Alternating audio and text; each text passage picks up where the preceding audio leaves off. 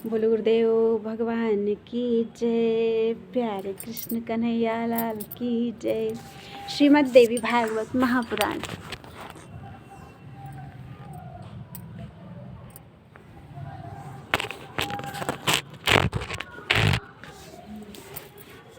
प्रथम खंड का पंचम स्कंध चल रहा है और 19 अध्याय हो चुके हैं। आज 20वां अध्याय। अथ विंशो अध्याय। देवी का मणिद्वीप पधारना तथा राजा शत्रुघ्न का भूमंडल अधिपति बनना। जन्मेजय बोले, हे मुने, मैंने भगवती के अत्यंत अद्भुत तथा जगत को शांति प्रदान करने वाले प्रभाव को तो देख लिया, फिर भी हे द्विजवर, आपके मुखारविंद से निकली हुई सुधामयी कथा को बार बार सुनते हुए भी मुझे तृप्ति नहीं हो रही है। अब आप बताएं, भगवती के अंतर्धान हो जाने पर उन प्रधान देवताओं ने क्या किया?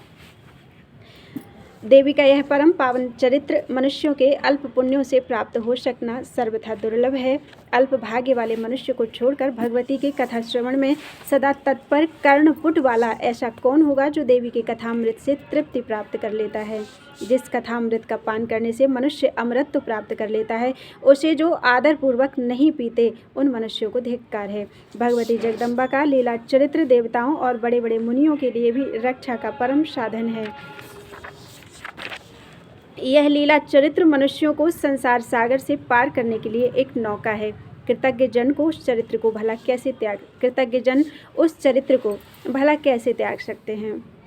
जीवन मुक्त तथा मोक्ष की कामना करने वाले अथवा रोगग्रस्त जो कोई भी सांसारिक प्राणी हों, उन सबको चाहिए कि वे अपने कर्णपुट से भगवती के इस सर्वार्थदायक कथामृत का पान करते रहें। ऐसा वेदविद्ता कहते हैं। हे मुने, धर्म, अर्थ और काम में तत्पर राजाओं को तो विशेष रूप से कथामृत का पान करना चाहिए।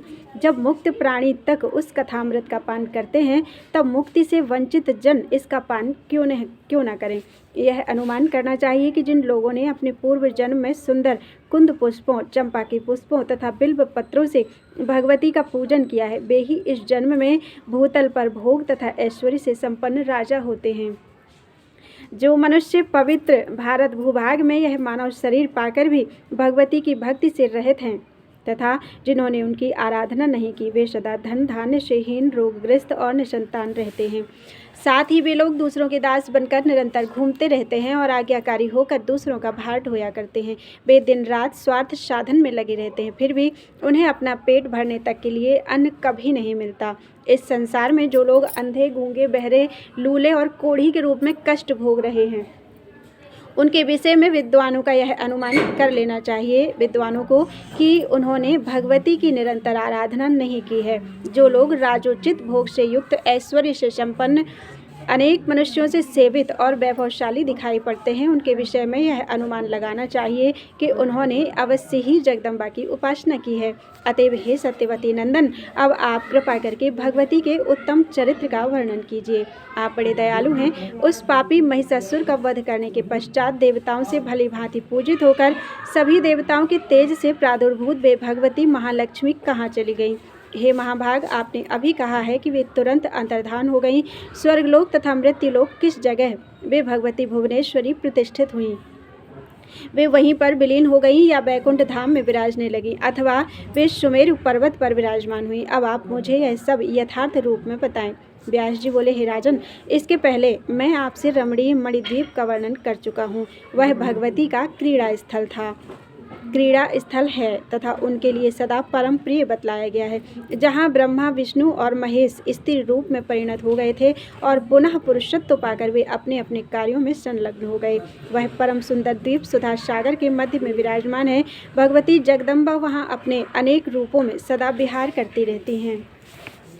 महिषासुर के वध के पश्चात देवताओं से स्तुत तथा भली भांति पूजित होकर वे सनातनी माया शक्ति भगवती शिवा उस मणिद्वीप में चली गईं, जहां वे निरंतर विहार करती रहती हैं। उन सर्वेश्वरी भगवती को अंतर्हित देखकर देवताओं ने सूर्यवंश में उत्पन्न महाबली एवं सभी शुभ लक्षणों से संपन्न अयोध्याधिपति शत्रुघ्न नामक पराक्रमी राजा को महिषासुर के सुंदर आसन पर अभिषिक्त किया। इस प्रकार इंद्र आदि सभी प्रधान देवता शत्रुघ्न को राज्य प्रदान करके अपने अपने वाहनों से अपने अपने स्थानों को चले गए। हे भूपते, उन देवताओं के चले जाने पर पृथ्वी पर धर्मराज्य स्थापित हो गया और प्रजाएं सुखी हो गईं। मेघ उचित समय पर जल बरसाते थे, वृक्ष फलों तथा फूलों से सदा लदे रहते थे और वे लोगों के लिए बड़े सुखदायक हो गए। घड़े के समान थन वाली दुधारू गौएं मनुष्यों को उनकी इच्छा के अनुसार दूध दिया करती थीं। स्वच्छ एवं शीतल जल वाली नदियाँ सुगमता पूर्वक बहती थीं और पक्षियों से सुशोभित रहती थीं। ब्राह्मण वेद तत्वों के ज्ञाता हो गए और यज्ञ कर्म में प्रवृत्त रहने लगे।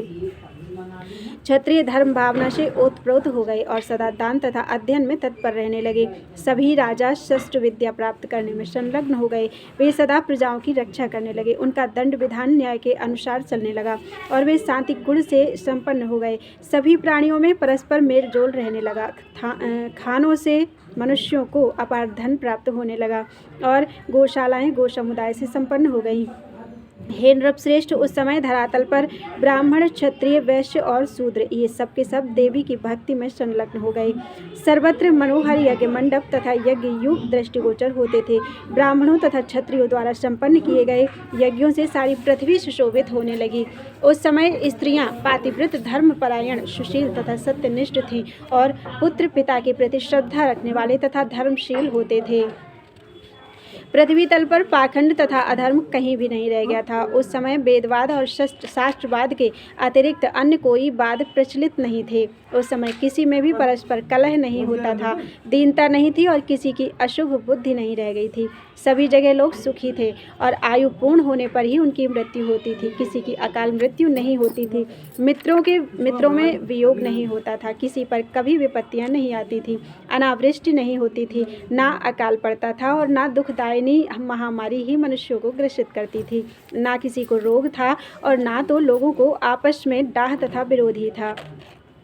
सर्वत्र नर तथा नारी सब प्रकार से सुखी थे। सभी मनुष्य स्वर्ग में रहने वाले देवी देवताओं की भांति आनंद भोगते थे। हे राजन, उस समय चोर, पाखंडी, धोखेबाज, दंभी, चुगलखोर, लंपट तथा जड़ प्रकृति वाले मनुष्य नहीं रह गए थे।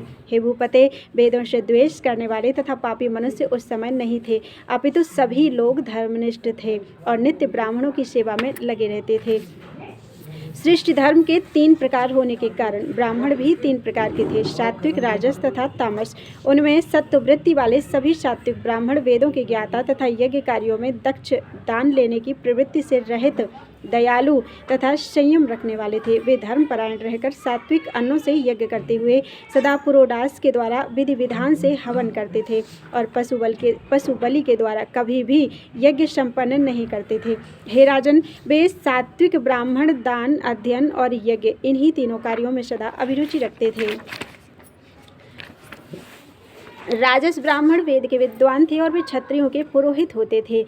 वे यथाविधि मांस भक्षी थे। वे सदा 6 कामों में ही संलग्न रहते थे, 6 कर्मों में ही, यज्ञ करना, यज्ञ कराना, दान देना, दान लेना, वेद पढ़ना और वेद पढ़ाना, ये ही उनके 6 कर्म थे। तामस प्रकृति वाले ब्राह्मण क्रोधी और राग द्वेष परायण रहते थे। वे सदा राजाओं के यहाँ कर्मचारी के रूप में कार्य करते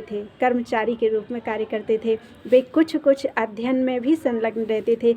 इस प्रकार महिषासुर का वध हो जाने पर सभी ब्राह्मण सुखी, वेद परायण, व्रतनिष्ठ तथा दान धर्म में संलग्न हो गए। क्षत्रिय प्रजा पालन में लग गए, वैश्य व्यवसाय में तत्पर हो गए और कुछ अन्य वैश्य कृषि, वाणिज्य, गोरक्षा तथा सूद पर धन देने के कर्म में प्रवृत्त हो गए। इस प्रकार महिषासुर के संहार के पश्चात सारा जन समुदाय आनंद से परिपूर्ण हो गया।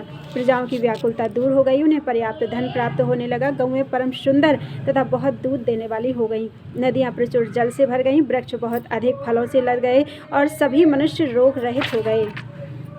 कहीं भी किसी प्राणी को मानसिक व्याधियां तथा प्राकृतिक आपदाएं व्यथित नहीं करती थीं। उस समय सभी प्राणी अकाल मृत्यु को प्राप्त नहीं होते थे। वे सब प्रकार के वैभव से संपन्न तथा निरोग रहते थे। वेद प्रतिपादित धर्म में तत्पर रहते हुए सभी लोगों ने भगवती चंडिका के चरण कमलों की सेवा में ही अपना चित्त लगा दिया था।